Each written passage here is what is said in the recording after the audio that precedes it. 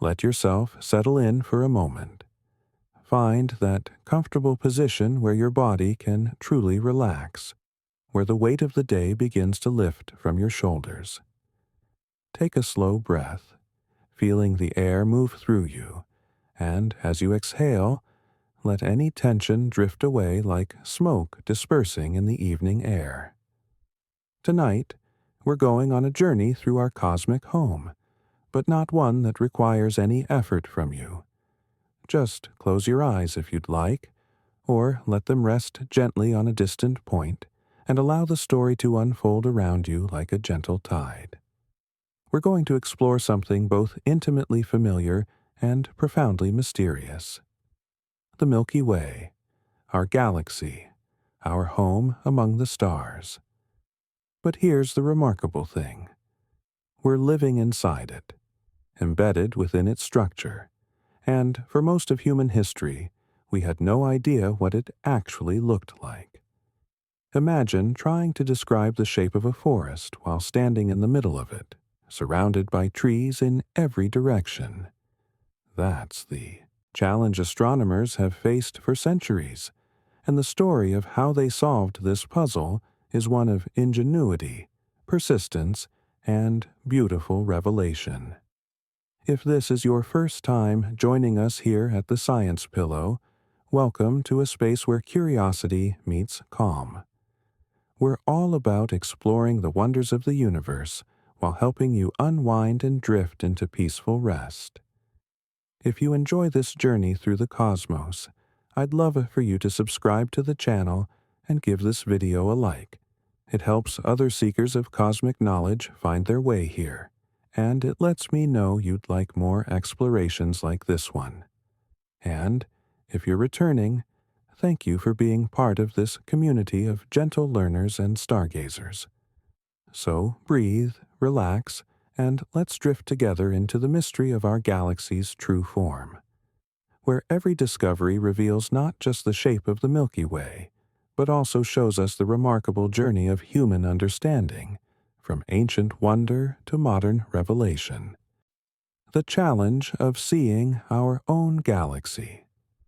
Picture yourself standing in the middle of a vast city at night.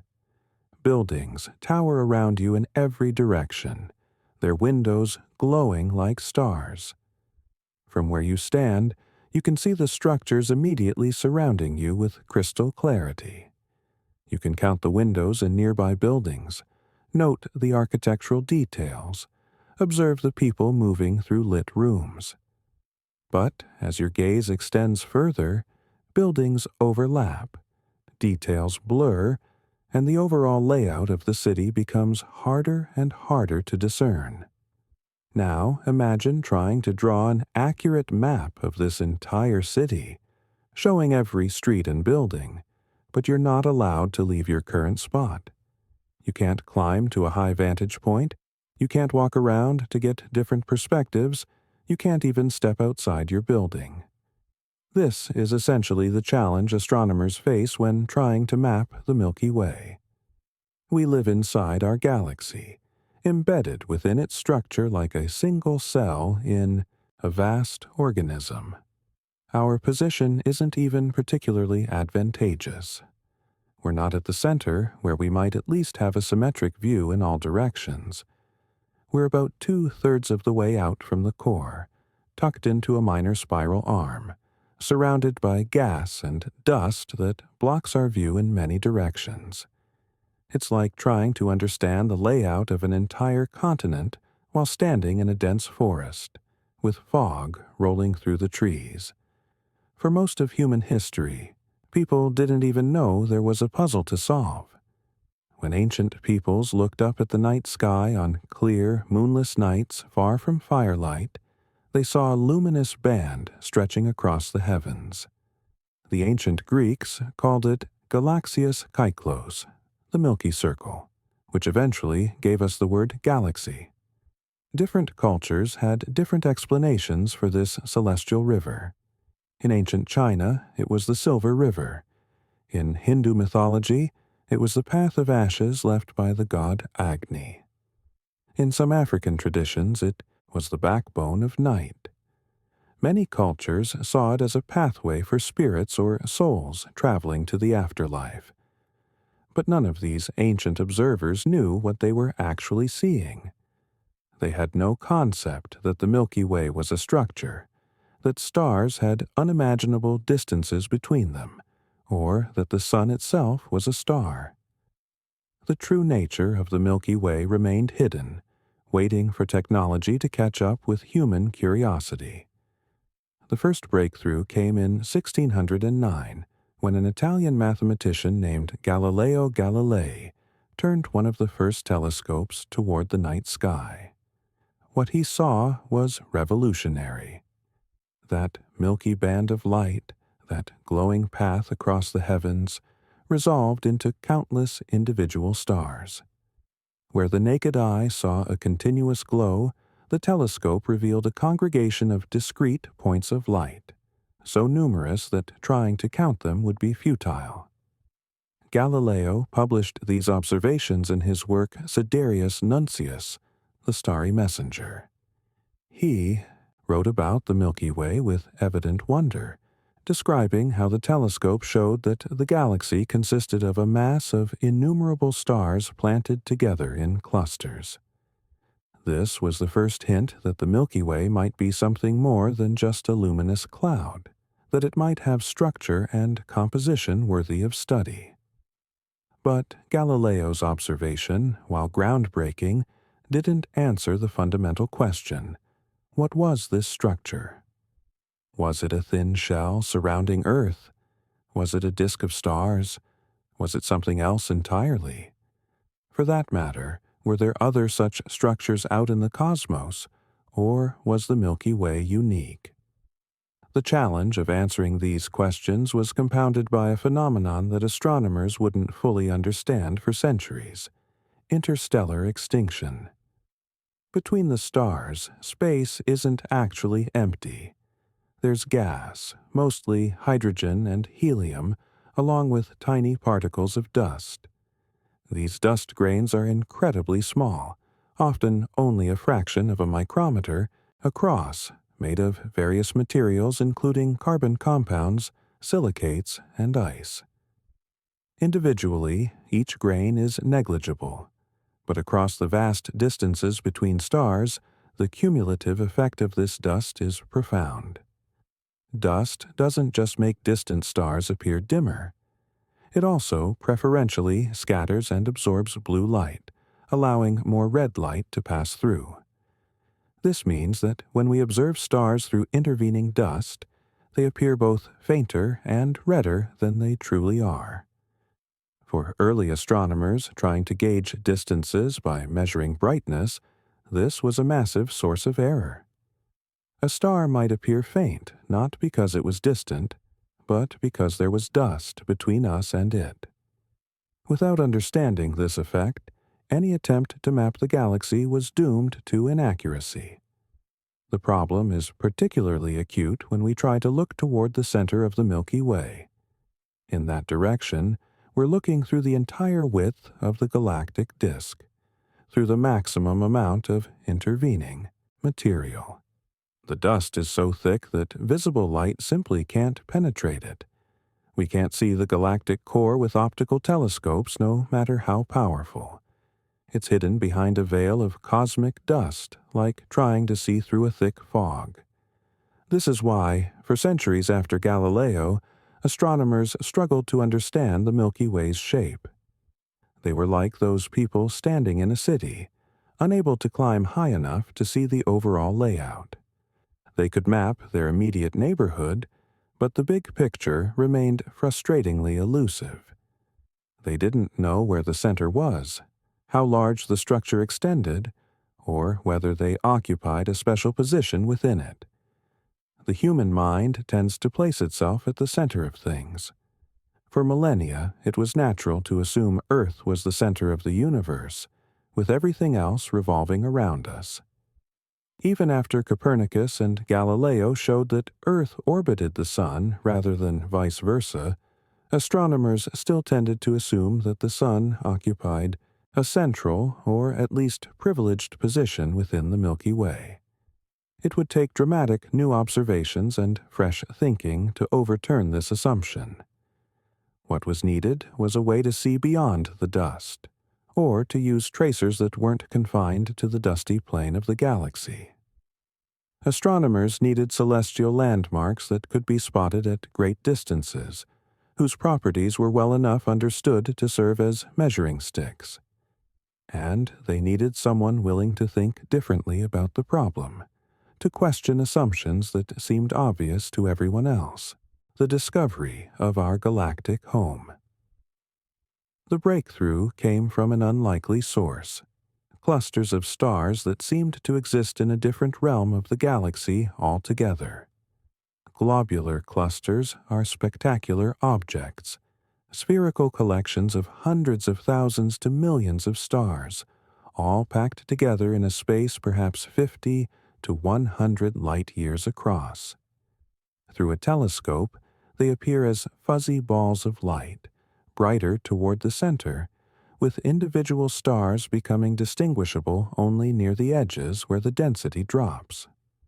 Unlike the stars in the main disk of the galaxy, globular clusters aren't confined to the galactic plane.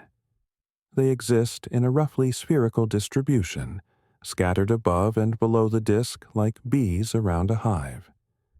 This meant they could be seen even when looking in directions where dust would obscure more distant disk stars. And, crucially, they were bright enough to be visible at enormous distances. In the early 20th century, an American astronomer named Harlow Shapley was studying these globular clusters at Mount Wilson Observatory in California.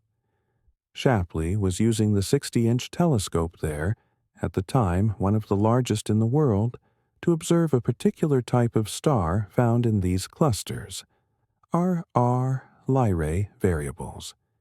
These stars are elderly giants that pulsate, growing brighter and dimmer in a regular cycle.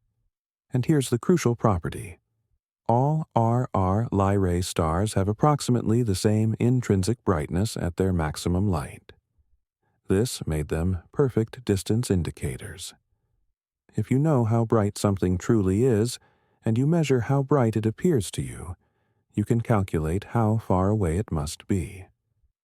It's the same principle as knowing that a candle flame has a certain luminosity. So if you see a dim candlelight in the distance, you can estimate how far away it is. RR Lyrae stars were Shapley's candles in the cosmic darkness. By measuring the apparent brightness of RR Lyrae stars in different globular clusters, Shapley could determine the distances to those clusters. What he found shocked the astronomical community. The globular clusters weren't distributed symmetrically around the sun. Instead, they were heavily concentrated in one direction, toward the constellation Sagittarius. About 20% of all known globular clusters occupied just 2% of the sky in that direction. Shapley realized what this meant. The globular clusters weren't centered on the sun. They were centered on some other point, far away in the direction of Sagittarius. And if the globular clusters formed a spherical cloud around something, that something was probably the center of the Milky Way itself. The sun, Earth, and all the familiar stars visible to the naked eye were not at the heart of our galaxy. We were out in the suburbs, far from the cosmic downtown. This conclusion required a mental revolution. For centuries, even after accepting that Earth orbited the sun rather than vice versa, there had been a lingering assumption that our star system held some special position. Shapley showed this was false. We're not central to the Milky Way any more than Earth is central to the solar system. Shapley went further. By mapping the distribution of globular clusters, he could estimate the size of the Milky Way. The clusters extended tens of thousands of light-years from what appeared to be the galactic center. This meant the Milky Way was vastly larger than previous estimates had suggested. Earlier astronomers, hindered by interstellar dust and limited by the assumption that the Sun was near the center, had thought the galaxy might be only a few thousand light-years across. Shapley showed it was more like 100,000 light-years in diameter. There was one major error in Shapley's work, though he couldn't have known it at the time. He didn't fully account for interstellar extinction. The dust between us and the distant globular clusters made them appear fainter than they truly were, which led Shapley to overestimate their distances. He placed the galactic center about 50,000 light-years away, roughly twice its actual distance. But even with this error, his fundamental conclusions were correct. The Milky Way was huge, and we weren't anywhere near its center. Shapley's work came at a fascinating time in astronomy. There was a major debate happening about the nature of certain fuzzy patches of light called spiral nebulae. Some astronomers, including Shapley, believed these were clouds of gas and dust within our own Milky Way, perhaps sites where new solar systems were forming. Others suggested they might be separate island universes, entire galaxies like the Milky Way but far beyond it. This debate came to a head in 1920 with what became known as the Great Debate, a formal discussion between Shapley and another astronomer, Heber Curtis. Shapley argued that the Milky Way was essentially the entire universe, with spiral nebulae being relatively small structures within it. Curtis argued that spiral nebulae were separate galaxies, and that the universe was far larger than just the Milky Way. Ironically, both men were partly right and partly wrong. Shapley was correct about the Milky Way being enormous and about the Sun not being centrally located. But he was wrong about spiral nebulae. Curtis was right that they were separate galaxies, though his estimates of the Milky Way's size were too small. The question was definitively settled in 1923 and 1924 by Edwin Hubble, working with the new 100-inch telescope at Mount Wilson. Hubble identified Cepheid variable stars in the Andromeda Nebula. Cepheids are more luminous than R Lyrae stars, and have a well-established relationship between their pulsation period and their true brightness.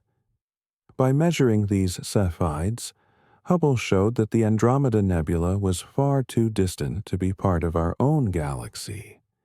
It had to be a separate galaxy entirely. This revelation expanded the known universe almost overnight.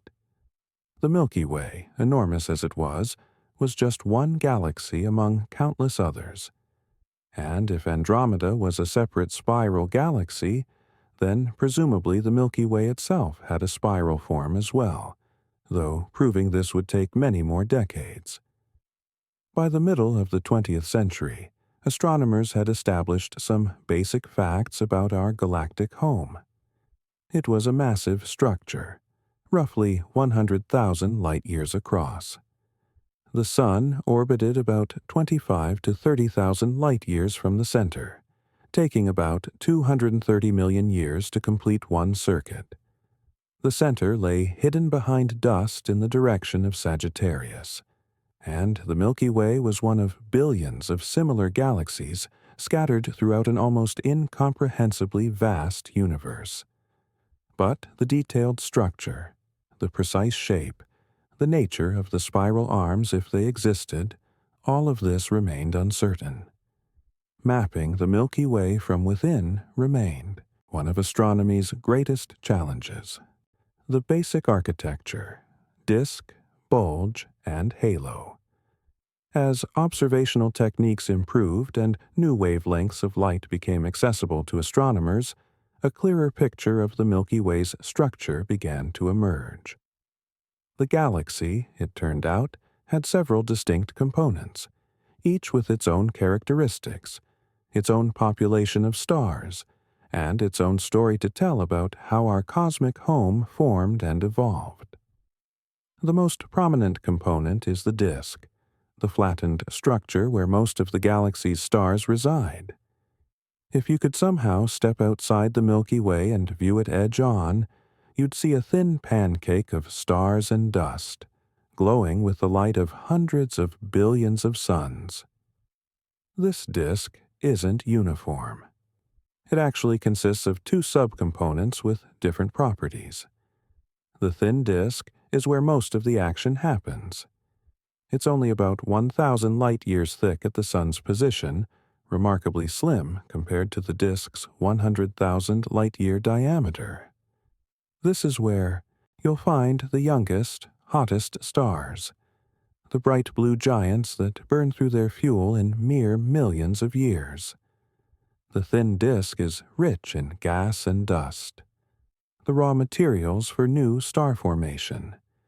When you see images of beautiful nebulae, glowing clouds of gas lit up by newborn stars, you're looking at structures in the thin disk. The stars in the thin disk follow roughly circular orbits around the galactic center, all moving in the same direction like cars on a vast cosmic highway. They're called population 1 stars, and they're relatively rich in what astronomers call metals. This is a somewhat confusing term because in astronomy, a metal is any element heavier than helium.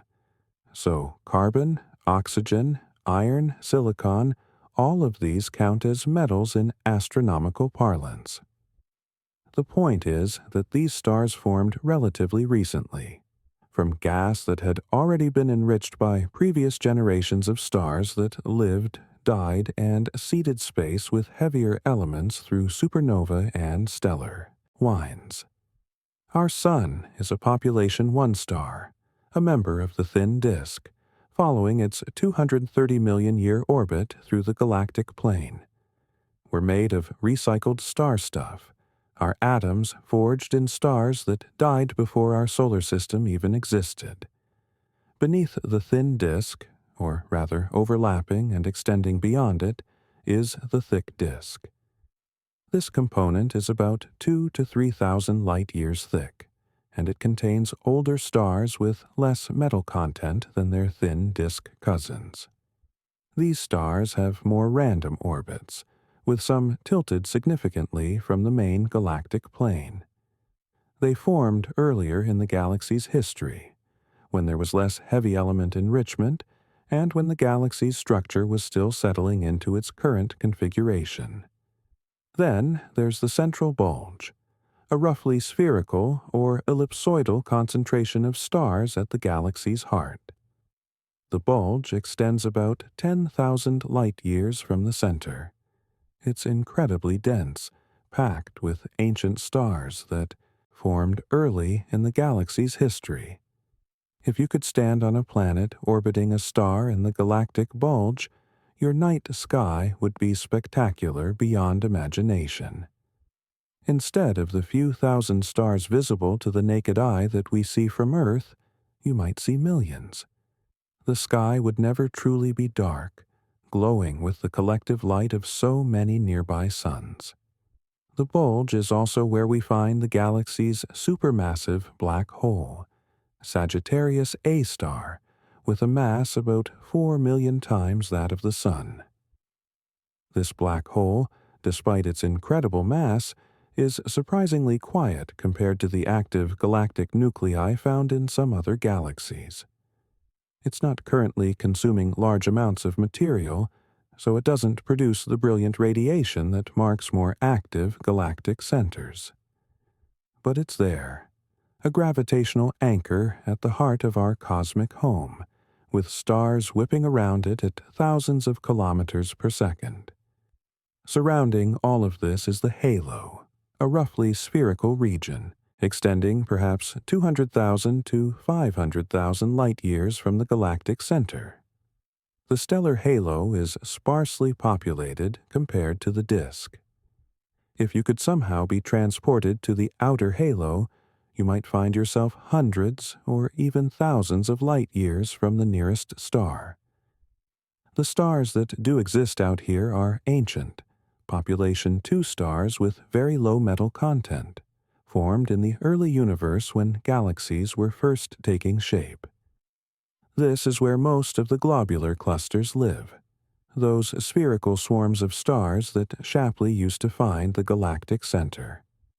These clusters orbit through the halo on long elliptical paths, occasionally plunging through the galactic disk, but spending most of their time in the quiet emptiness of the outer galaxy.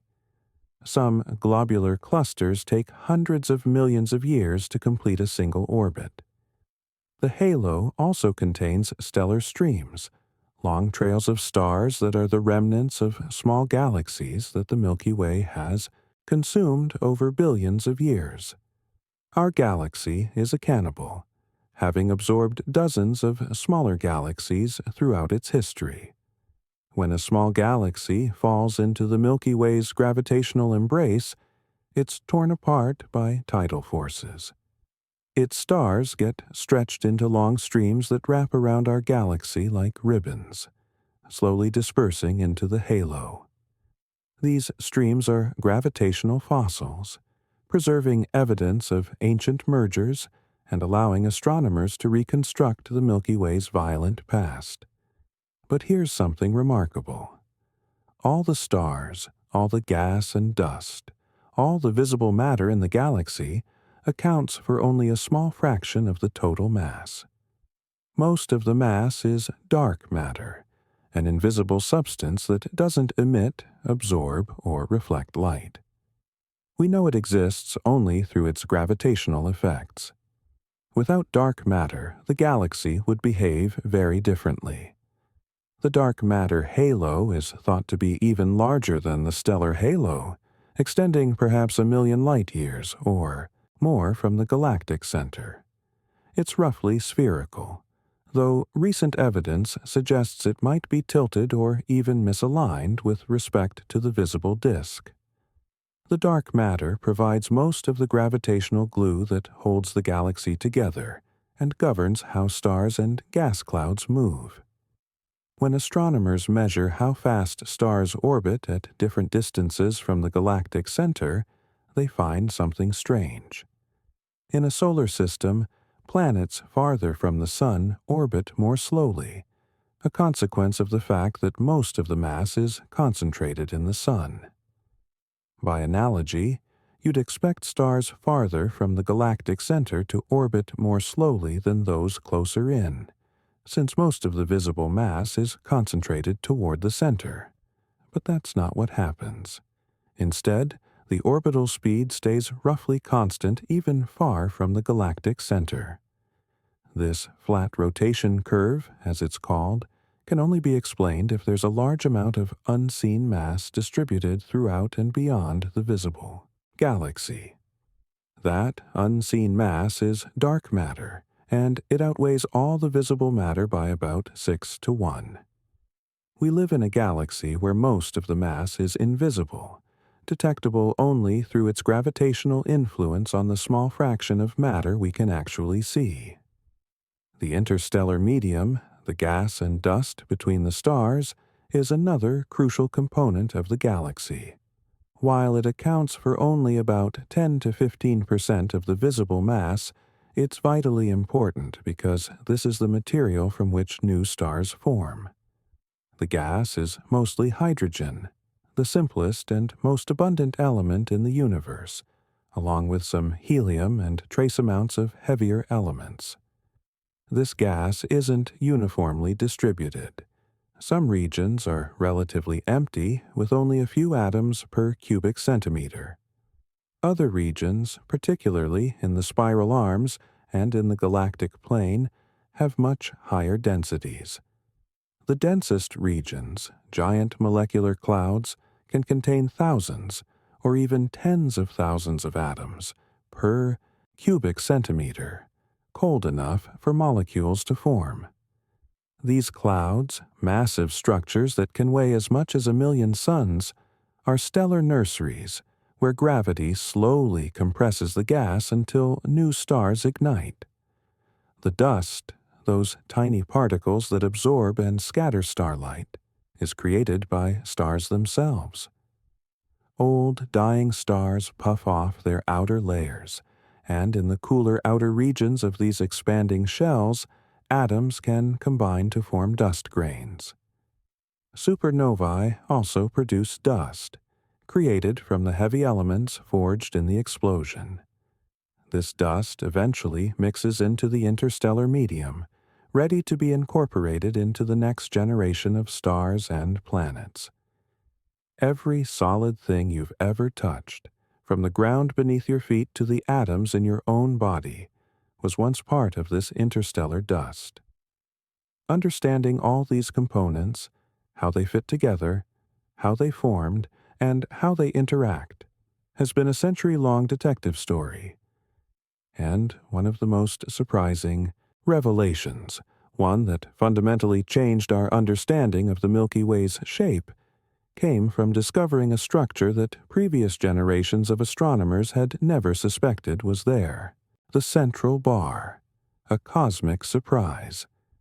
For decades, when astronomers created models and artistic renderings of the Milky Way, they depicted it as a classic spiral galaxy with a round or spherical bulge at the center. The spiral arms extended from this central hub like streams of water from a pinwheel lawn sprinkler.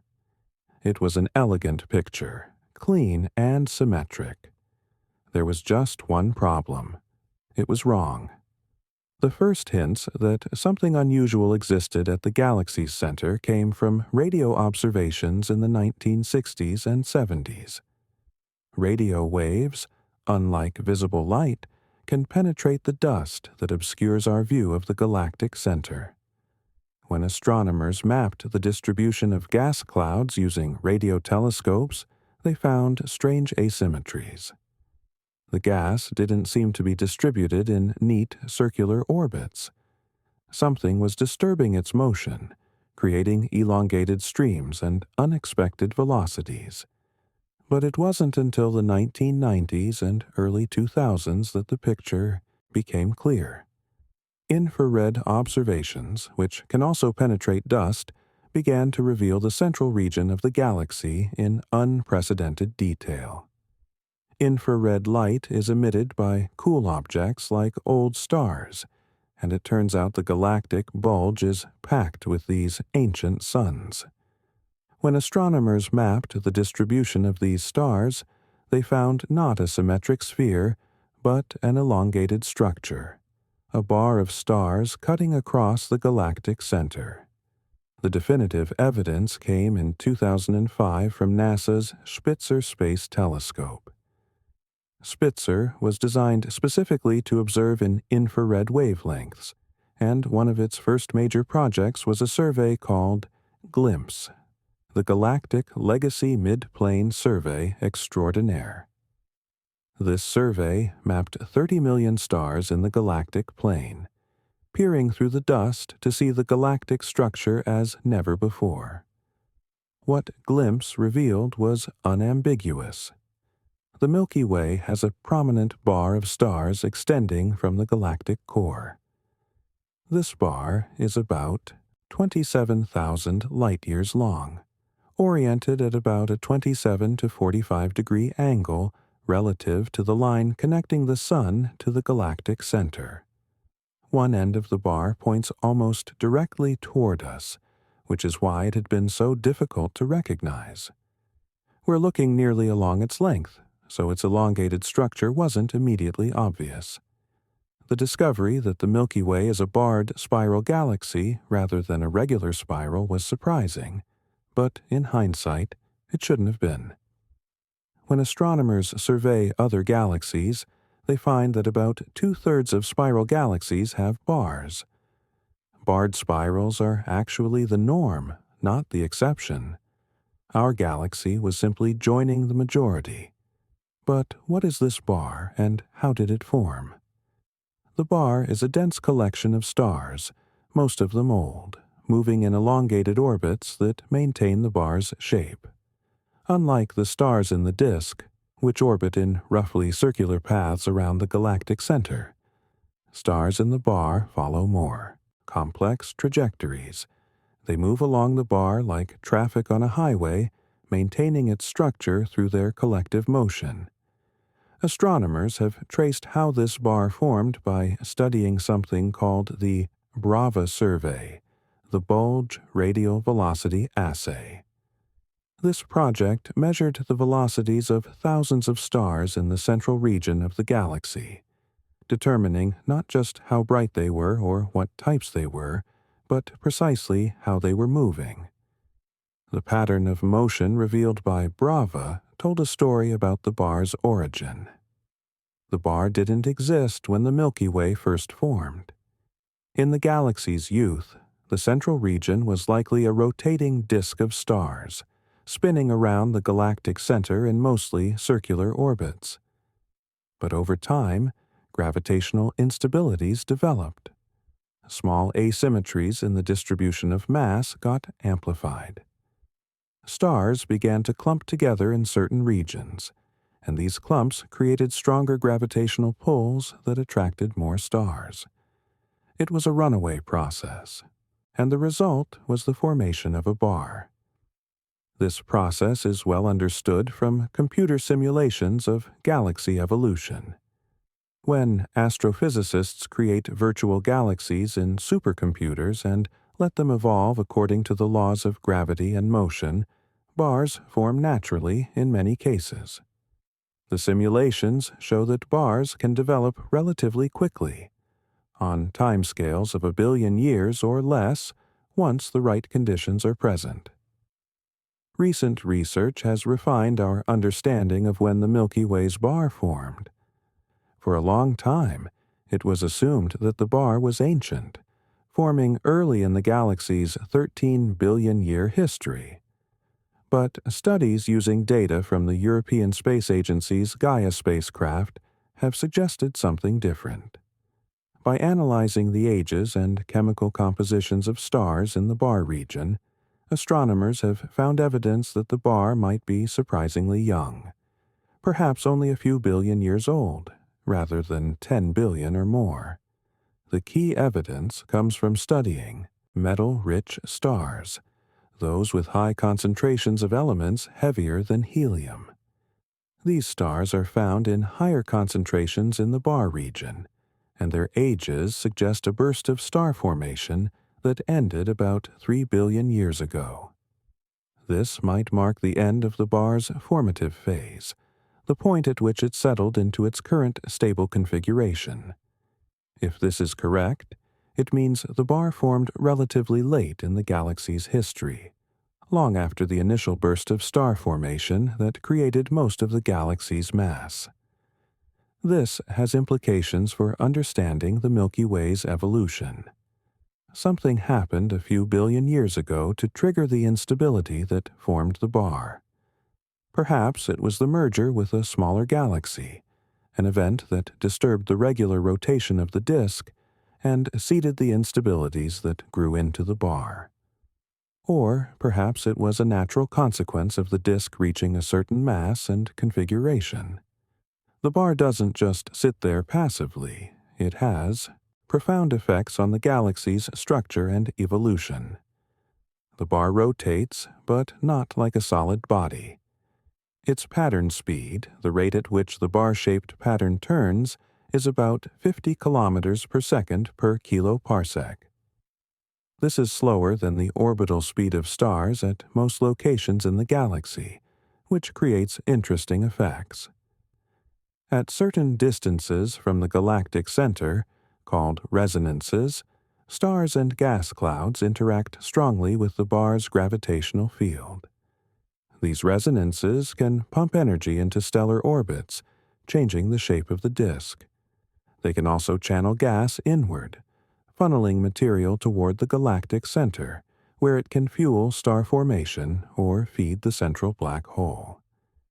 This gas channeling effect means that bars play a crucial role in galaxy evolution.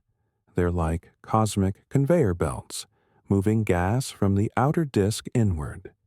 This can trigger bursts of star formation in the central regions and potentially influence the growth of the central supermassive black hole.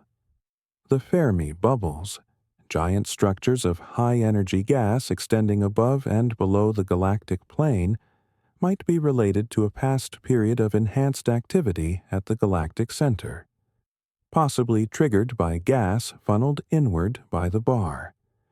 The bar's influence extends out to the spiral arms. In a barred spiral galaxy, the spiral structure doesn't emerge directly from the galactic center. Instead, the spiral arms connect to the ends of the bar. The bar acts like an anchor point for the spiral pattern, and the rotation of the bar helps drive the spiral structure. This is different from unbarred spirals, where the arms emerge from the central bulge. Understanding the bar has been crucial for mapping the Milky Way's spiral structure, which brings us to one of the most iconic and yet mysterious features of our galaxy: those graceful, curving arms of stars and gas that give the Milky Way its classic spiral appearance. The spiral arms, mapping the pinwheel. If you've ever seen an artistic rendering of the Milky Way, you've probably noticed the spiral arms, those sweeping curves of blue-white light extending from the galaxy's center.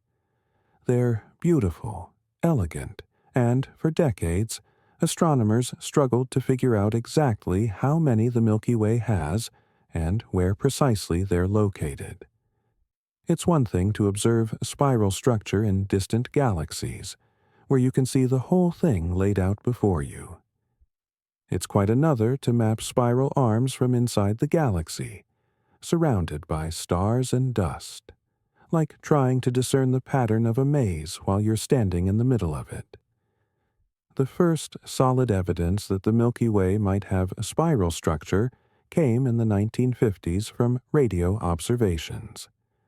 A Dutch astronomer named Jan Oort pioneered the use of radio telescopes to map the distribution of hydrogen gas in the galaxy. Hydrogen, the most abundant element in the universe, emits radio waves at a very specific frequency, 21 centimeters wavelength. By tuning radio telescopes to this frequency, astronomers could detect hydrogen clouds throughout the galaxy, even through the dust that obscures visible light. What Oort and his colleagues found was tantalizing. The hydrogen wasn't distributed uniformly. It was concentrated in curved structures that suggested spiral arms. But the picture was fuzzy, complicated by uncertainties in distance measurements and the difficulty of distinguishing between gas at different locations along the line of sight. Still, it was the first indication that our galaxy shared the spiral structure seen in many other disk galaxies. Over subsequent decades, astronomers used various tracers to try to map the spiral arms more precisely. They looked at the distribution of young, hot stars, particularly the massive blue O and B type stars that live fast and die young. These stars are never found far from where they were born, so their locations trace out. Recent star formation, which tends to occur in spiral arms. They studied H2 regions, clouds of glowing hydrogen ionized by the intense ultraviolet radiation from these hot young stars. They mapped molecular clouds, the dense concentrations of gas where new stars form. All of these different approaches pointed to the existence of spiral structure, but there was persistent disagreement about the details. How many major arms does the Milky Way have? Are there 2, 4, or some other number? Where exactly are they located? How tightly wound are they? Different studies gave different answers, and the confusion was compounded by the fact that we're observing from within, unable to get that God's eye view that would make everything clear. A major step forward came from NASA's Spitzer Space Telescope in the mid-2000s. Spitzer's infrared eyes could pierce through dust and see the distribution of stars throughout much of the galactic disk. The same glimpse survey that revealed the central bar also provided important clues about the spiral structure. What Spitzer showed was that the Milky Way has two major spiral arms, called the Perseus arm and the Scutum Centaurus arm. These arms are substantial, containing high concentrations of both old and young stars. They wrap off the ends of the central bar, extending outward through the disk like streams from a rotating sprinkler. But there are also two minor arms or spurs, the Sagittarius arm and the Local arm, also called the Orion arm or Orion spur. These are less prominent than the major arms, containing more gas than stars, and they seem to lie between the major arms rather than being primary features of the galactic structure. The Sun sits in the Local arm, about 26,000 light-years from the galactic center. Our position in this minor spur has shaped our view of the galaxy and the night sky we're familiar with.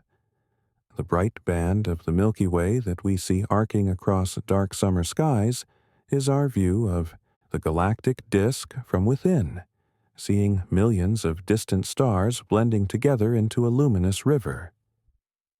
But even with Spitzer's observations, questions remained. The European Space Agency's Gaia spacecraft, launched in 2013, has revolutionized our understanding of galactic structure with its incredibly precise measurements of nearly 2 billion stars. Gaia measures not just where stars are, but how they're moving in 3 dimensions. This motion data provides a completely new way to map galactic structure. When astronomers analyzed Gaia's early data releases, they made some surprising discoveries about the spiral arms. For one thing, the distinction between major and minor arms wasn't as clear-cut as previous models had suggested. Eleonora Zari and her colleagues found that in their study of young stars using Gaia data, the Perseus arm wasn't as prominent as expected, while the Local arm appeared more substantial. This hints at something important. Spiral structure might be more dynamic and complex than simple models suggest. There are different theories about what spiral arms actually are and how they persist over time. The classical view, called density wave theory, treats spiral arms as waves of compression that sweep around the galaxy. Stars don't stay in the arms, they pass through them, like cars passing through a traffic jam. The arms persist as patterns, even though their constituent stars change. An alternative view suggests that spiral arms might be more transient, forming and dissipating over relatively short timescales through gravitational instabilities. In this picture, the arms aren't permanent features, but rather temporary clumps that continuously reform as gravitational interactions create and destroy structure. Different studies with Gaia data have found evidence supporting both perspectives, and the truth might involve elements of both theories. One particularly exciting development has been the use of chemical cartography to map spiral structure. Keith Hawkins at the University of Texas, Austin, analyzed the chemical composition of stars using data from both Gaia and ground-based spectroscopic surveys. Different stars have different concentrations of heavy elements, or metallicity, and this varies across the galaxy. Hawkins found that spiral arms are indeed richer in metals than the regions between arms. This makes sense because spiral arms are where new stars form, and each generation of stars is more metal-rich than the last as supernovae and stellar winds seed the interstellar medium with heavy elements. By mapping metallicity, Hawkins could identify spiral arm regions that had been difficult to detect with other methods. The outer regions of the galactic disk have yielded particularly fascinating discoveries. Using Gaia's motion data, Shervin Laporte and colleagues mapped the structure of the outer Milky Way and found evidence for what they call fossil spiral arms. These are remnants of spiral structure that existed in the past but has since been disrupted, leaving behind streams of stars that mark where arms once were. The existence of fossil arms tells us that the Milky Way's structure has changed over time. The galaxy we see today is not the same as it was billions of years ago, and it won't be the same billions of years from now.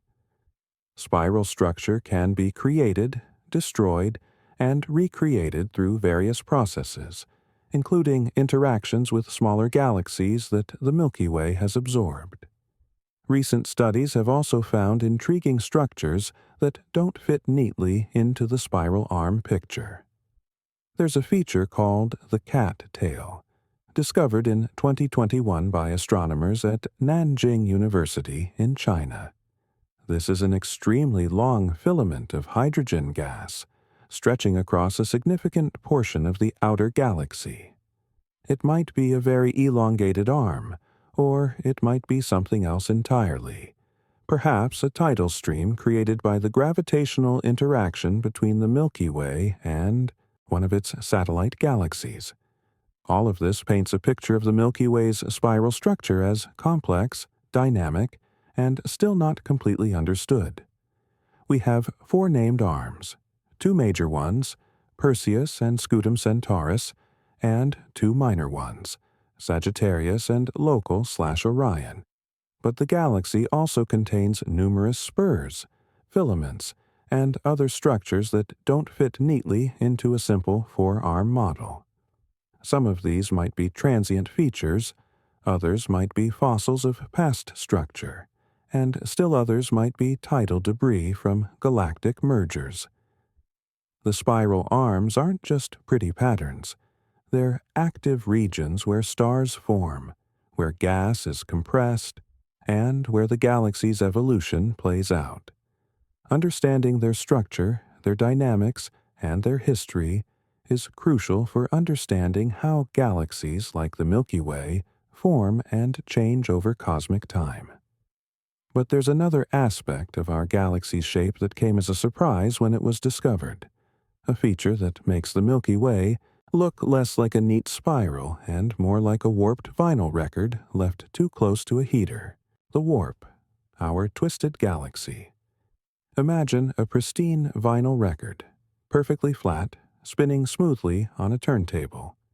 Now imagine grabbing opposite edges and gently twisting, creating a subtle S-curve through the disk. This is essentially what has happened to the Milky Way. Our galaxy's disk isn't flat.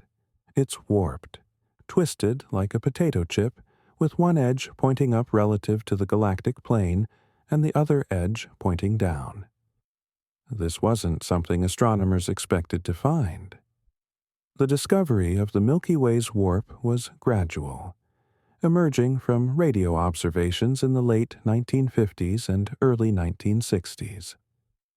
When astronomers mapped the distribution of hydrogen gas in the outer regions of the galaxy, they found something odd. The gas layer seemed to deviate from a flat plane, rising above it in some directions and dipping below it in others. At first, there was uncertainty about whether this was real or an artifact of the observation techniques and assumptions used to convert radio data into 3-dimensional maps. But as observations improved, it became clear that the warp was genuine. The Milky Way's outer disk, beyond about 40,000 light-years from the center, shows a pronounced deviation from flatness. For a long time, mapping this warp precisely was difficult because of limited data.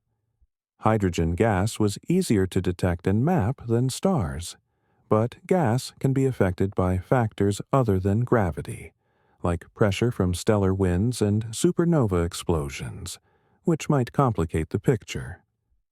What was really needed was a way to map the positions of individual stars in 3 dimensions throughout the outer galaxy. That capability arrived with a new generation of surveys in the 21st century, culminating in observations by the European Space Agency's Gaia spacecraft. But even before Gaia, astronomers made crucial progress using a particular type of star, Classical Cepheid variables. Cepheids are supergiant stars that pulsate, rhythmically swelling and shrinking, which causes their brightness to vary in a regular cycle. And here's the crucial property. There's a precise relationship between a Cepheid's pulsation period and its true luminosity. A Cepheid that pulses with a period of 10 days is intrinsically brighter than one that pulses with a period of 5 days.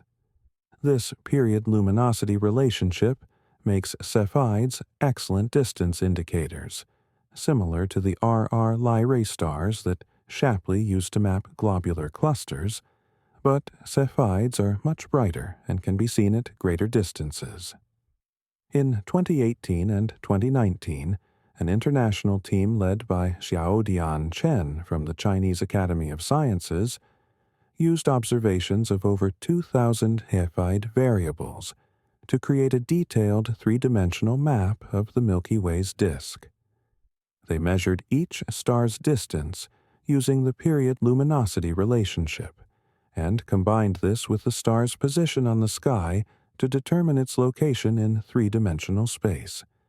What they found was striking. When they plotted all these stars, the disk showed a clear warp. Near the galactic center, the disk was indeed flat, or nearly so. But as they looked farther out, the disk began to deviate. On one side of the galaxy, the disk bent upward, with stars located thousands of light years above the nominal galactic plane. On the opposite side, the disk bent downward. The warp isn't just a simple bending, it's also twisted. The line along which the warped disk intersects the flat midplane, called the line of nodes, isn't straight. It spirals outward, creating what's called a leading spiral pattern. This twist had been predicted from observations of other galaxies. It's known as Briggs's rule, after an astronomer who noted this pattern in other warped galaxies. But seeing it confirmed in our own Milky Way was remarkable. At the outer edges of the disk, the warp is dramatic. Stars can be found as much as 5,000 light-years above or below the plane you'd expect from a perfectly flat disk. If you could somehow stand far above the Milky Way and look at it edge-on, it would look not like a flat disk, but like a twisted ribbon or a warped phonograph record. But what causes this warp? Why isn't the Milky Way's disk flat? This question has spawned numerous theories, and the answer almost certainly involves multiple contributing factors. One likely culprit is the Magellanic Clouds, two small irregular galaxies that orbit the Milky Way. The large and small Magellanic Clouds are visible from the southern hemisphere as fuzzy patches of light, and they're close enough that their gravitational influence can affect our galaxy's structure. As these satellite galaxies orbit, they pull on the Milky Way's disk, and because they're not in the galactic plane, this pull can create a warp. Computer simulations of the Milky Way and Magellanic Clouds show that the cloud's gravity can indeed warp our galaxy's outer disk. The effect is strongest in the outer regions where the disk is thinner and less massive, making it more susceptible to external gravitational perturbations. This matches what we observe. The warp is most pronounced in the outer disk, precisely where the cloud's influence would be strongest. But the Magellanic Clouds aren't the whole story. The Milky Way has had a violent history, swallowing numerous smaller galaxies over billions of years. One of these merger events, involving a dwarf galaxy called the Sagittarius Dwarf, has left clear signatures in the distribution and motion of stars. The Sagittarius Dwarf is currently being torn apart by the Milky Way's gravity, and it's thought to have passed through the Milky Way's disk multiple times over the past few billion years. Each passage would have created disturbances, ripples that propagate through the disk like waves on a pond. Some of these ripples might still be affecting the disk's shape today. Indeed, Gaia's observations have revealed wave-like patterns in the vertical motion of stars in the outer disk, consistent with the effects of such a perturbation. A third possibility, supported by recent research, is that the dark matter halo itself might be tilted or misaligned with the visible disk.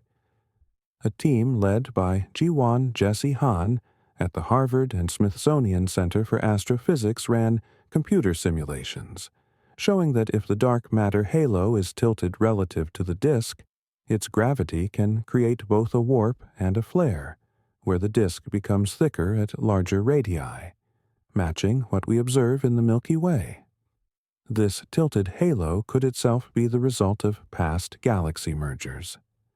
When a massive satellite galaxy falls into the Milky Way, it doesn't just affect the visible stars.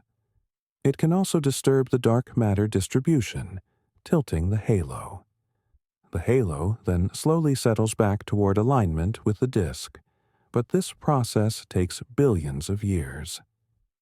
Hand's simulations suggest that a major merger about 7 billion years ago could have tilted the dark matter halo by 50 degrees, and it has since relaxed to about 25 degrees of tilt, creating the warp we see today.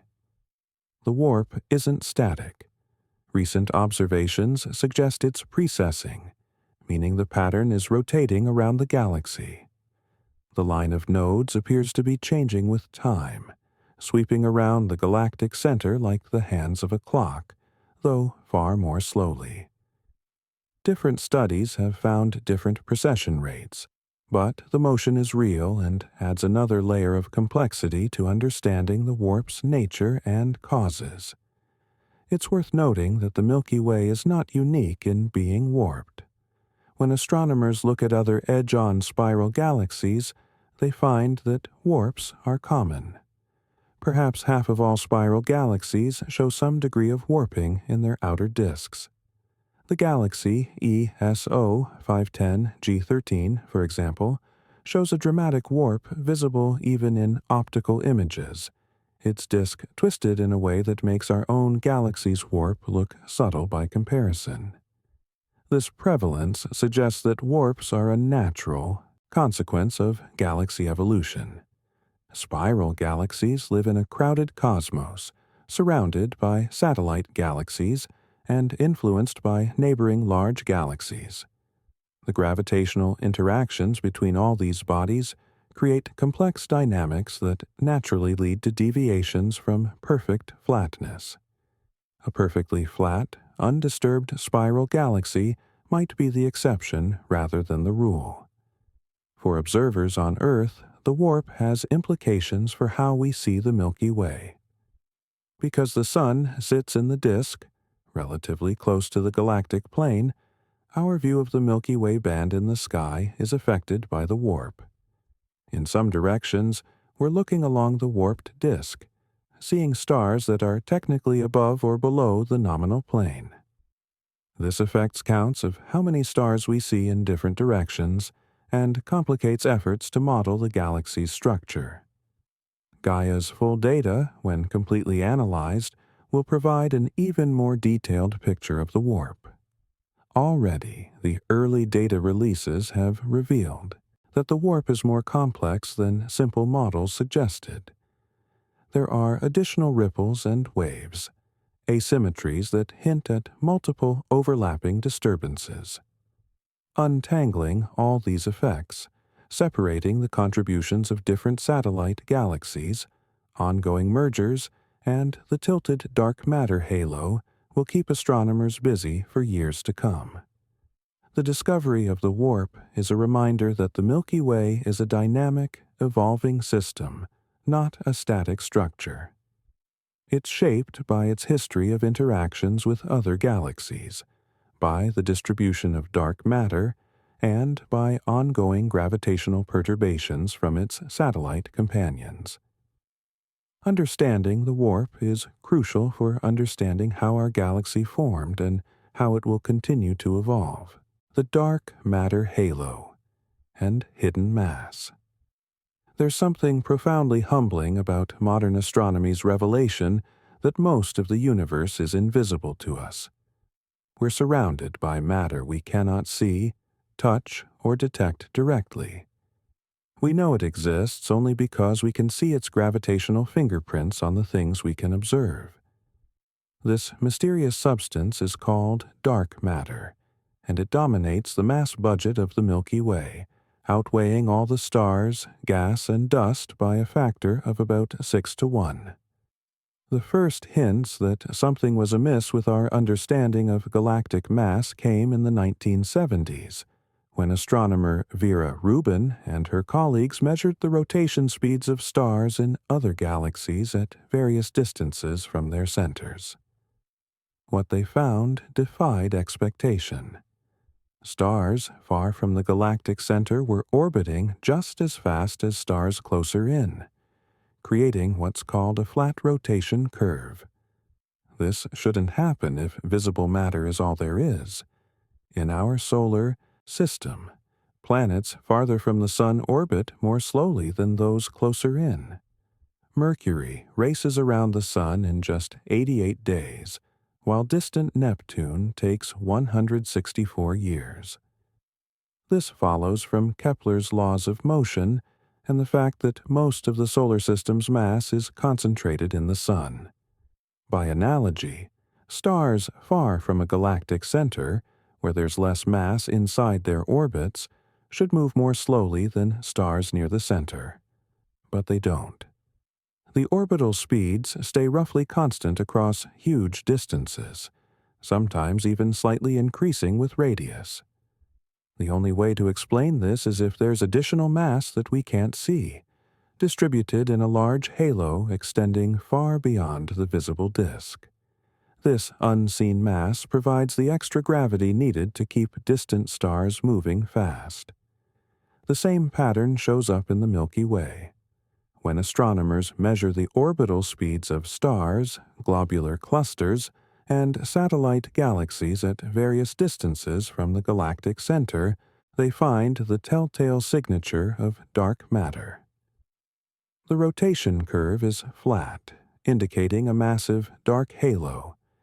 Estimating the total mass of the Milky Way, including dark matter, requires observing objects at the galaxy's outer reaches and measuring their motion. Globular clusters in the outer halo, dwarf satellite galaxies like the Magellanic Clouds and the Sagittarius Dwarf, and stellar streams from tidally disrupted satellites all provide clues. From their velocities, astronomers can infer the gravitational pull they're experiencing, which reveals the total mass enclosed within their orbits. Current estimates suggest the Milky Way's total mass is somewhere around 1 to 1.5 trillion times the mass of the Sun, though there's significant uncertainty. Of this enormous mass, only about 10 to 15% is visible matter. Stars, gas, dust, planets, everything we can directly detect. The rest is dark matter, distributed in a vast halo that may extend 1 million light-years, or more from the galactic center, far beyond the visible disk and the orbits of most satellites. But what is dark matter? This is one of the great unsolved mysteries in physics. We know what it's not. It's not ordinary matter made of protons, neutrons, and electrons. If it were, we'd be able to see it through telescopes that detect different wavelengths of light. Dark matter doesn't emit light, doesn't absorb light passing through it, and doesn't reflect light shined on it. It's completely transparent to electromagnetic radiation. Various candidates have been proposed. One leading possibility is that dark matter consists of weakly interacting massive particles, or WIMPs. These would be subatomic particles much heavier than protons, but interacting only through gravity, and possibly the weak nuclear force, making them nearly impossible to detect directly. Despite decades of experiments looking for WIMPs, none have been conclusively detected, though researchers continue to search.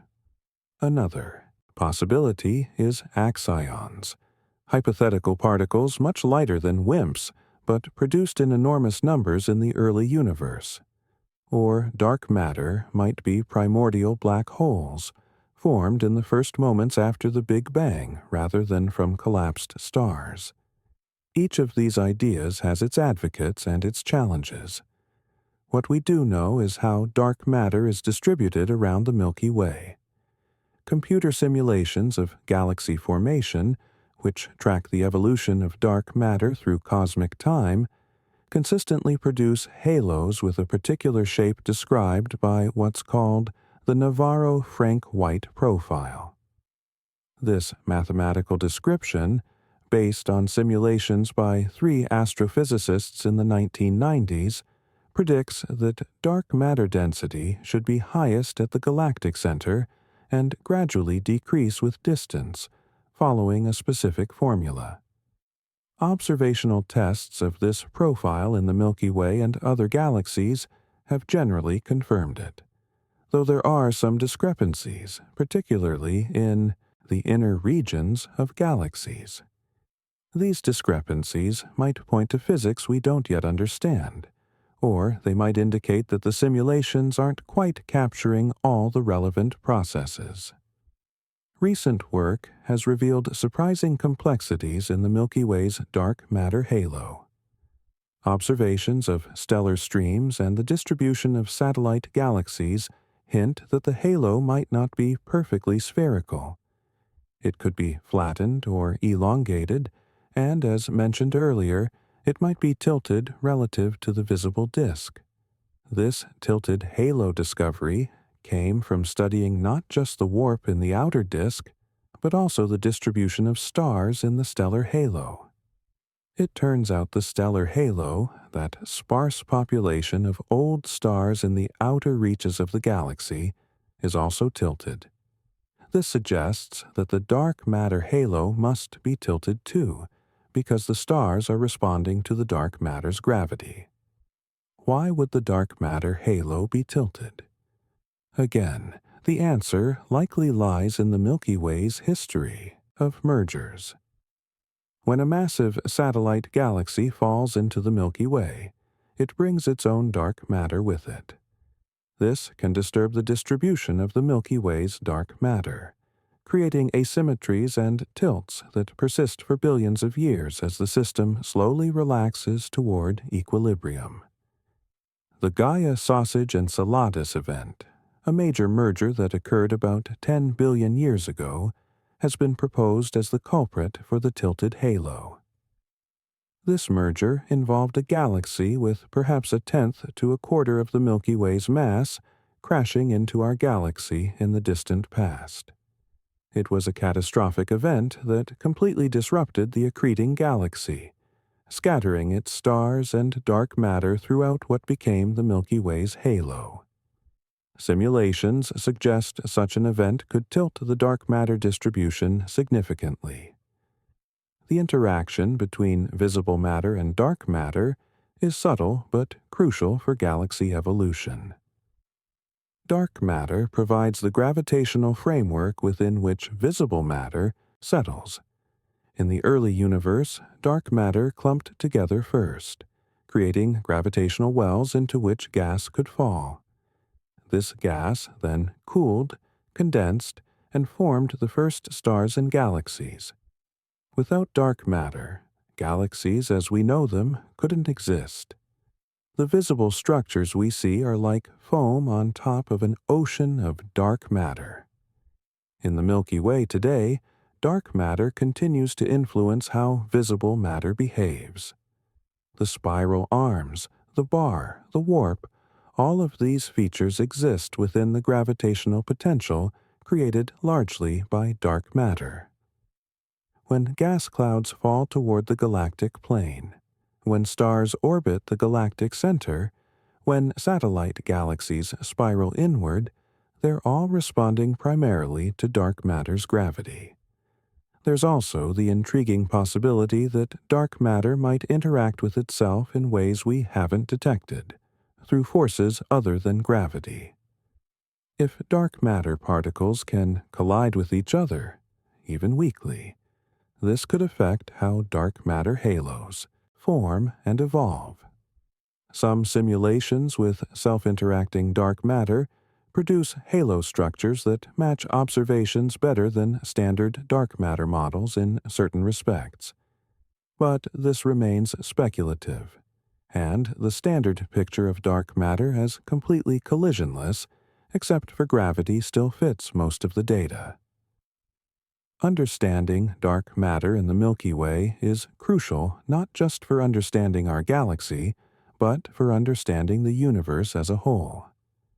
The Milky Way is the one galaxy we can study in exquisite detail, where we can measure the velocities and positions of individual stars rather than just looking at the blurred light of unresolved stellar populations. The constraints we can place on dark matter's properties from Milky Way observations are unique and valuable. Future observations will continue to refine our picture of the dark matter halo. Gaia's full dataset, combined with spectroscopic surveys that measure stellar compositions and radial velocities, will allow ever more precise mapping of how stars move throughout the galaxy. These motions encode information about the gravitational field they're moving in, which in turn reveals the dark matter distribution. Surveys of stellar streams, those ribbons of stars left behind by disrupted satellites, are particularly valuable. The precise shapes of these streams depend on the dark matter distribution they're moving through. Any lumpiness in the dark matter, any subhalos or clumps, will create disturbances in the streams. By mapping streams in detail, astronomers can effectively weigh different parts of the dark matter halo. Gaia's revolution. Mapping 2 billion stars. For centuries, mapping the Milky Way was an exercise in frustration. Astronomers could see stars, could measure their brightnesses, could even determine their distances in some cases, but getting a comprehensive three-dimensional picture of the entire galaxy seemed impossible. The sheer number of stars, the difficulties in measuring distances accurately, the obscuration by dust, all of these challenges made the galaxy's true structure tantalizingly out of reach. That changed with the European Space Agency's Gaia mission, a spacecraft that has revolutionized our understanding of the Milky Way more thoroughly than any single instrument since Galileo's first telescope. Gaia launched on December 19, 2013, from French Guiana aboard a Soyuz rocket. Its destination was not an orbit around Earth, but a more exotic location, the second Lagrange point, or L2, a gravitationally stable location about 1.5 million kilometers from Earth in the direction away from the Sun. From this vantage point, Gaia has spent more than a decade systematically scanning the sky, measuring the positions and motions of nearly 2 billion stars. The spacecraft carries 2 telescopes and a sophisticated camera system with nearly 1 billion pixels. But what makes Gaia special isn't just its ability to image stars. It's the incredible precision with which it measures their positions. Gaia can determine stellar positions to within a few tens of micro-arc seconds, an almost incomprehensibly small angle. To put this in perspective, a micro-arc second is about the angular size of a human hair viewed from 1,000 kilometers away. This precision allows Gaia to measure parallax, the apparent back-and-forth motion of stars caused by Earth's and Gaia's orbit around the Sun. As Earth moves, nearby stars appear to shift position slightly against the background of more distant stars, like holding up your thumb and alternating which eye you look through. The size of this shift depends on the star's distance. closer stars show larger parallax shifts. By measuring parallax, Gaia can determine distances directly, without needing to rely on assumptions about stellar brightness or other indirect methods. And it can do this for stars throughout much of the galaxy, not just the immediate solar neighborhood. For stars within a few thousand light-years, Gaia's distance measurements are astonishingly accurate, often to within 1% or better. Even for more distant stars, the measurements provide valuable constraints. But Gaia does more than just measure positions. It also tracks how those positions change over time, measuring the proper motion of stars as they move across the sky. Combined with radial velocity measurements, how fast stars are moving toward or away from us, from ground-based spectroscopic surveys, this gives astronomers the full three-dimensional velocity of millions of stars. This velocity, information, is transformative. If you know where stars are and how they're moving, you can play the galaxy's history backward to see where stars came from, or forward to see where they're going. You can identify groups of stars that move together, suggesting they formed together or have a common origin. You can spot outliers, stars with unusual motions that might have been kicked by gravitational interactions, or might have been captured from other galaxies. Gaia's first major data release came in September 2016, containing positions and brightnesses for over 1 billion stars. The second release in April 2018 added parallaxes and proper motions, opening the floodgates for discovery. The third data release, which came in stages starting in December 2020, added radial velocities, stellar classifications, chemical compositions, and much more. The discoveries enabled by Gaia have been staggering. One of the first major revelations was the full extent of the Gaia, Sausage, and Enceladus merger event mentioned earlier. Astronomers had known that the Milky Way had merged with other galaxies in its past, but Gaia's data allowed them to identify tens of thousands of stars that came from one particular merger about 10 billion years ago. These stars stand out because of their unusual orbits. While most stars in the Milky Way's disk orbit in roughly the same direction, these merger remnant stars have highly eccentric orbits, many of them moving on paths tilted steeply relative to the galactic plane. When plotted in what's called velocity space, they form a distinctive sausage-shaped distribution, hence the name. The Gaia Sausage Enceladus event was massive. The galaxy that merged with the Milky Way had perhaps 1/4 of our galaxy's mass at the time. The collision disrupted the early Milky Way, heating the disk and scattering stars into the halo. It was likely a formative event in our galaxy's history, perhaps triggering the formation of the thick disk and contributing to the current structure of the halo. Gaia has revealed other merger remnants as well. The Sagittarius dwarf galaxy, currently being torn apart by the Milky Way's tidal forces, leaves a distinctive signature in Gaia's data. Streams of stars from other disrupted satellites wind through the halo like ghostly ribbons, each one a memorial to a small galaxy that no longer exists as a coherent structure. These discoveries have transformed our understanding of how the Milky Way formed. The old picture of galaxies forming through the gradual condensation of gas in isolation has been replaced by a much more violent scenario where mergers and accretion play crucial roles.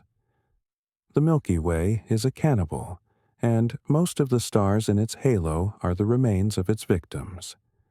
Gaia has also revealed surprising complexity in the disk itself. There are wave-like patterns in the vertical motion of stars, ripples spreading through the disk like sound waves through air. These were predicted, theoretically, as the result of perturbations from passing satellite galaxies. But Gaia provided the first clear observational evidence. Each time a satellite galaxy plunges through the Milky Way's disk, it creates a disturbance that propagates outward, taking hundreds of millions of years to dissipate. The data has allowed astronomers to map the spiral arms with new precision, revealing that they're more complex and dynamic than previous models suggested. As discussed earlier, Gaia showed that the distinction between major and minor arms isn't as clear-cut as once thought, and that there are numerous smaller features, spurs, and filaments that don't fit into simple theoretical frameworks. Perhaps most remarkably, Gaia has created something unprecedented, a time-lapse movie of our galaxy's evolution. By knowing the current positions and velocities of billions of stars, astronomers can calculate where those stars were in the past or will be in the future. They've created visualizations showing the Milky Way as it appeared hundreds of millions of years ago, and as it will appear hundreds of millions of years hence. These simulations reveal the galaxy as a living, breathing structure. Spiral arms aren't static features, but dynamic patterns that shift and change. The bar rotates, stars orbit in complex paths, and the entire structure evolves. What we see when we look at the Milky Way is just a single frame in a very long movie. Gaia has also been crucial for understanding the Milky Way's place in the larger cosmos. By measuring the motions of satellite galaxies with unprecedented precision, astronomers have better constrained the Milky Way's total mass and the extent of its dark matter halo. They've measured the motions of globular clusters, revealing their orbital properties, and helping to constrain models of how the galaxy's gravitational potential varies with position. The Large Magellanic Cloud, our largest satellite galaxy, has been mapped in exquisite detail by Gaia.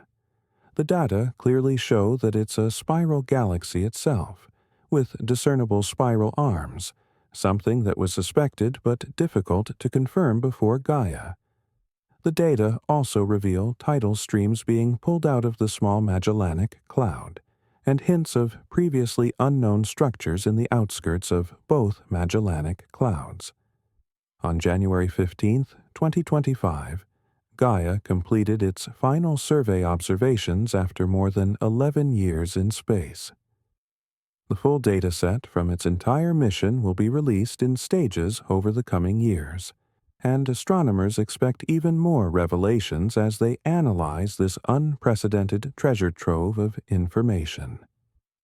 The final data release will include improved positions and parallaxes, more accurate velocities, and detailed information on stellar properties for a larger sample of stars than ever before. Gaia's legacy will endure for decades. The catalog it has created will be a fundamental reference for astronomical research across countless fields. Future generations of astronomers will mine Gaia's data for new discoveries, patterns, and insights that the current generation might not even think to look for. But even Gaia has its limits. The spacecraft can only observe stars bright enough and close enough to measure precisely. The farthest reaches of the galactic halo, the distant outer disk, and much of the region beyond the galactic center remain poorly charted. The inner bulge, crowded and obscured by dust, is difficult for Gaia to map comprehensively. Future missions will build on Gaia's foundation. There are proposals for next-generation astrometry satellites with even greater precision, capable of measuring parallaxes for more distant stars and tracking fainter objects. Ground-based surveys using multi-object spectrographs can provide detailed chemical compositions for millions of stars, complementing Gaia's astrometric data. There are also exciting prospects in other wavelengths. Radio surveys can map gas throughout the galaxy in 3 dimensions.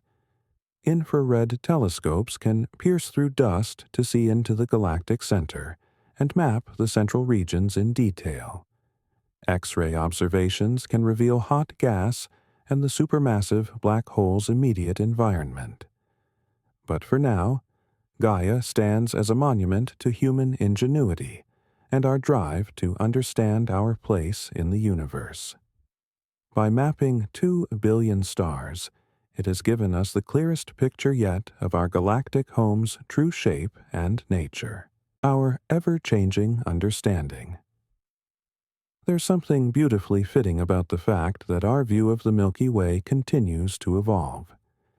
For a structure that is itself constantly changing, shaped by billions of years of cosmic evolution, it's appropriate that our understanding of it is also a work in progress, continually refined by new observations and fresh insights. Think about how far we've come. When Galileo first turned his telescope skyward 400 years ago, the true nature of the Milky Way was completely unknown. It took 3 centuries to establish that we lived in a galaxy at all, and another century to map its basic structure. It's only in the last few decades that we've had the tools to see our galaxy in 3 dimensions, to measure the motions of billions of stars, to trace the gravitational influence of dark matter, and to recognize the signatures of ancient mergers written in the orbits of stars. Yet, with each answer comes new questions. We now know the Milky Way is a barred spiral galaxy, but we're still refining our understanding of when the bar formed and how it influences galactic evolution. We've mapped the spiral arms, but we're still debating whether they're persistent density waves or transient features continuously forming and dissipating. We've discovered the warp, but we're still untangling the relative contributions of the Magellanic Clouds, past mergers, and the tilted dark matter halo to its shape and dynamics. Recent discoveries continue to surprise us. In 2021, astronomers announced finding the largest known gaseous structure in the Milky Way, a filament of gas and star-forming regions stretching thousands of light-years through a spiral arm near Earth. Named the Radcliffe Wave, this undulating structure was hiding in plain sight, overlooked until precise 3-dimensional mapping revealed its true extent and configuration. In 2022, studies of ancient stars in the galactic bulge suggested that the central region might have formed earlier and more quickly than previously thought, challenging models of how the galaxy's core came together. Meanwhile, observations of the outer halo continue to reveal new stellar streams and structures, each one a clue to past merger events we're only now learning to recognize. The Fermi bubbles, those enormous lobes of high-energy gas extending above and below the galactic plane, remain mysterious. Discovered in 2010 by NASA's Fermi Gamma Ray Space Telescope, they suggest a period of enhanced activity at the galactic center sometime in the last few million years. Were they created by a burst of star formation, by material falling into the central black hole, or by some other mechanism? We're still not sure. Similarly, the nature and origin of the Gaia sausage Enceladus merger is still being worked out. Was it a single dramatic collision or a more prolonged interaction? How did it affect the formation of the thick disk? What happened to the satellite's dark matter?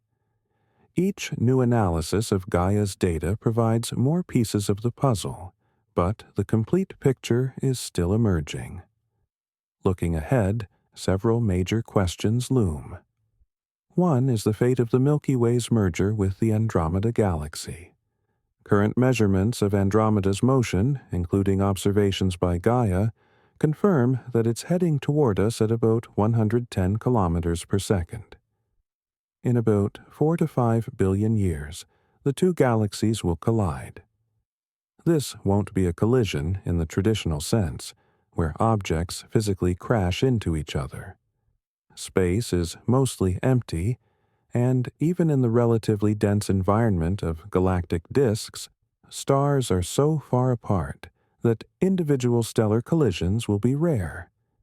Instead, the two galaxies will pass through each other, their mutual gravity distorting both into stretched tidal tails. They'll swing apart, then fall back together, repeating this dance several times while gradually losing energy to dynamical friction. Eventually, perhaps 7 or 8 billion years from now, they'll merge into a single large elliptical galaxy. Simulations of this future merger are spectacular and somewhat unsettling. The Milky Way's orderly spiral structure will be destroyed, its disk disrupted and scrambled.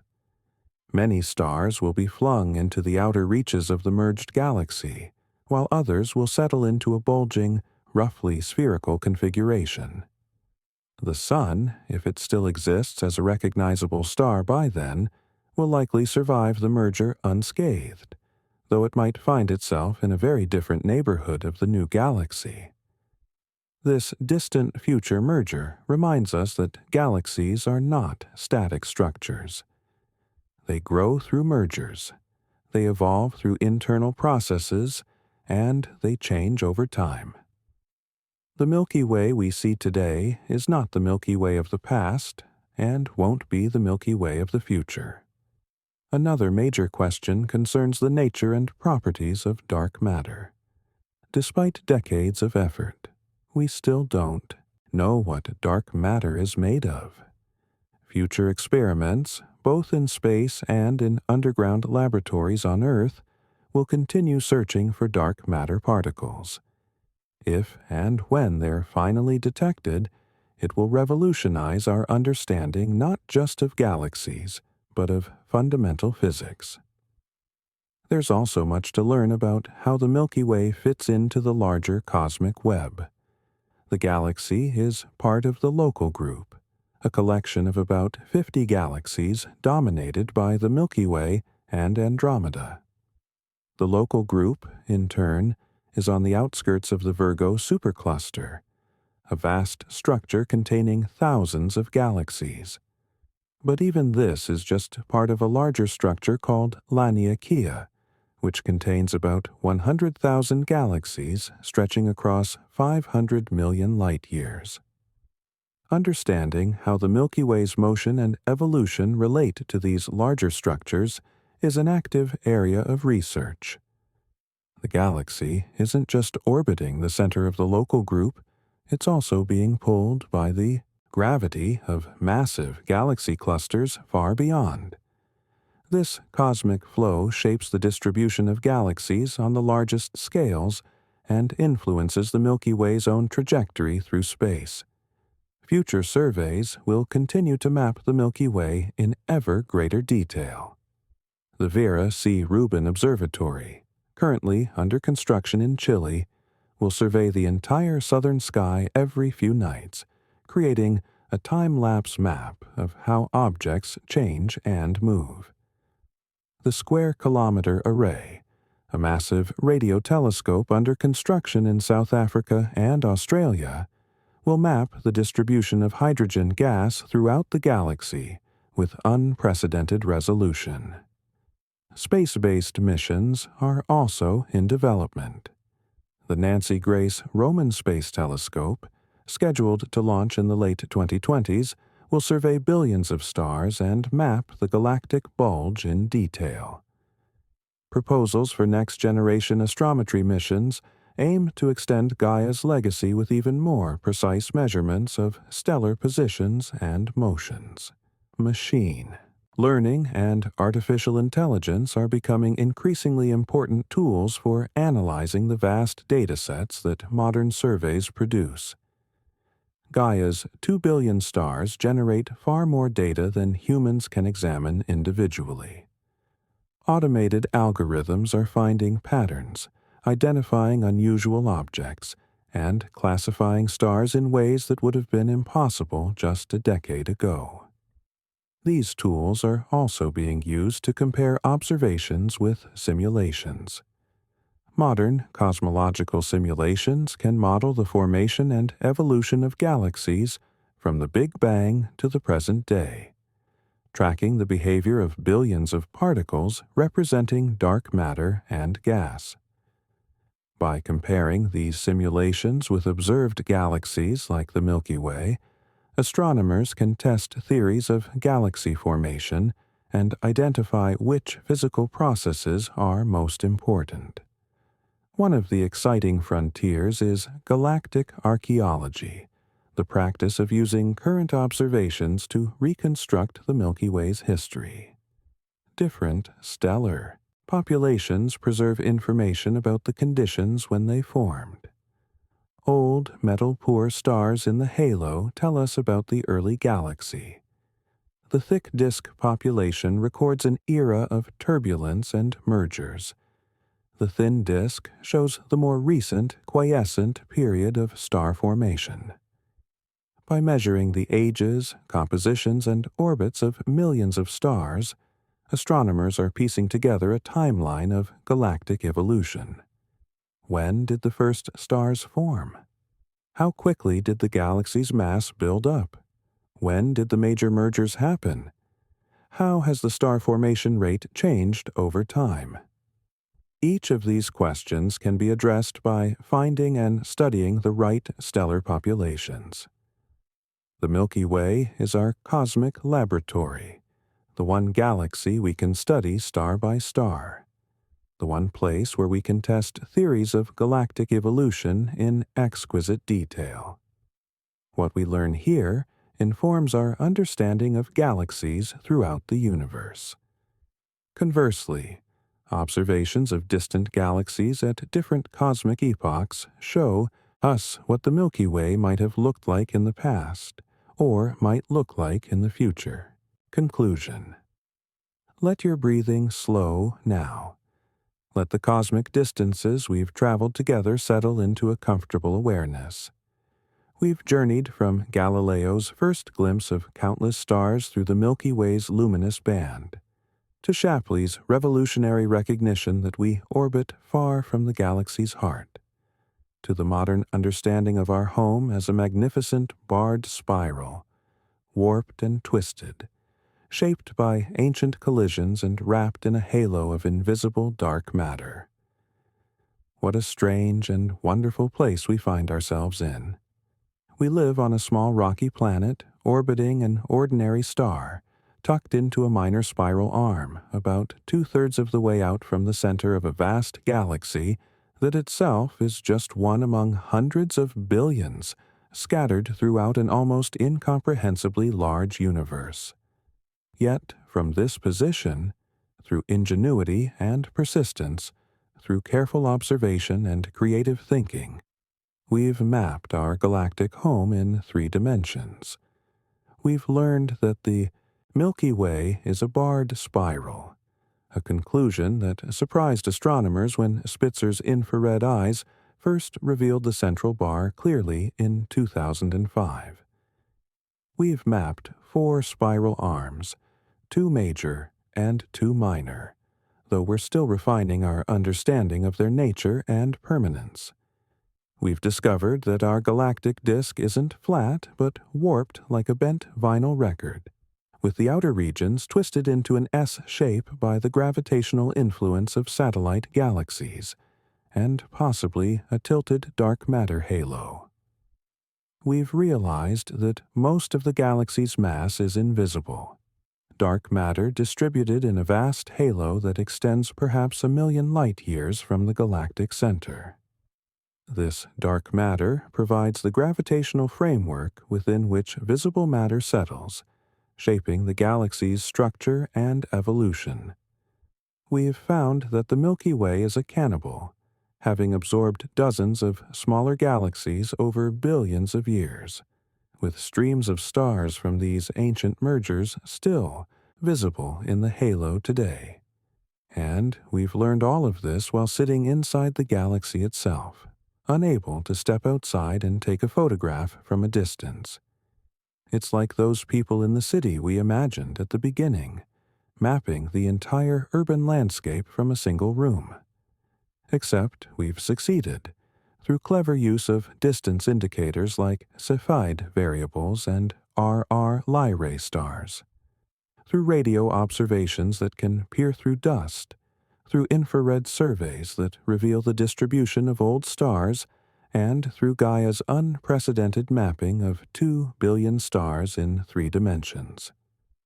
The story of how we learned the Milky Way's true shape is ultimately a story about human curiosity and human capability. For thousands of years, the Milky Way was a mystery, a luminous band across the night sky whose nature could only be guessed at. Today, we understand its structure in remarkable detail. We know its size, its mass, its components, its history, and its likely fate. We've mapped its present and can simulate its past and future. Yet there's still so much we don't know. The nature of dark matter remains one of physics's greatest mysteries. The detailed dynamics of the spiral arms, the precise history of past mergers, the origin of the warp, the evolution of the central bar, all of these topics remain active areas of research. Each new observation, each new data release from Gaia or other surveys, brings fresh discoveries and new puzzles to solve. This ongoing quest for understanding is part of what makes astronomy so compelling. We're not just passively observing the universe, we're actively figuring out how it works, testing theories, refining models, and gradually building a comprehensive picture of cosmic reality. And we're doing this while living inside one of the very structures we're trying to understand, which makes the achievement all the more remarkable. As you drift off toward sleep, you might reflect on this. Right now, at this very moment, you're sitting on a planet that's orbiting a star, which is itself orbiting the center of a vast galaxy. That galaxy is rotating, completing one full turn every 230 million years. In the time since dinosaurs walked the Earth, the Sun has barely moved 1 degree around its galactic orbit. In the time since humans first evolved, we've moved perhaps 1/100th of a degree. Yet, in that cosmically brief moment of human existence, we've gone from complete ignorance about the galaxy's nature to detailed 3-dimensional maps of its structure. We've discovered dark matter, mapped spiral arms, found evidence of ancient mergers, and revealed the galaxy's true shape. We've gone from wondering what the Milky Way was to understanding it as one galaxy among billions. From seeing ourselves as central to recognizing our position in the galactic suburbs, from thinking of galaxies as static to understanding them as dynamic, evolving systems. This is the power of scientific inquiry, the triumph of curiosity and careful observation over ignorance and assumption. And it's not finished. Future generations will map the Milky Way in even greater detail, will answer questions we haven't even thought to ask yet, and will see patterns and structures that remain hidden to us now. If you've enjoyed this journey through our galactic home, I hope you'll subscribe to The Science Pillow and give this video a like. It helps other curious minds find this content, and it lets me know you'd like to explore more cosmic mysteries together. There are so many more stories to tell, so many more wonders to discover, so many more journeys to take through space and time and scientific understanding. But for now, rest. Let the enormity of the cosmos be a comfort rather than a source of anxiety. We're part of something vast and ancient and ongoing, participants in a grand cosmic story that began billions of years ago and will continue for billions of years to come. Our galaxy, our strange and beautiful, warped, barred spiral home, spins through space carrying us with it, and through our observations and our thinking, we've come to know its shape, its nature, its story. Sleep well, knowing that you live in a universe full of wonders, many of them already discovered and understood, many more waiting to be found. The Milky Way, our cosmic address, our galactic home, continues its slow rotation through the night, and we continue our journey around it, carried by a star we call the Sun, on a small blue planet we call Earth. Forever part of this magnificent cosmic structure we've finally learned to see clearly, even from within. Good night,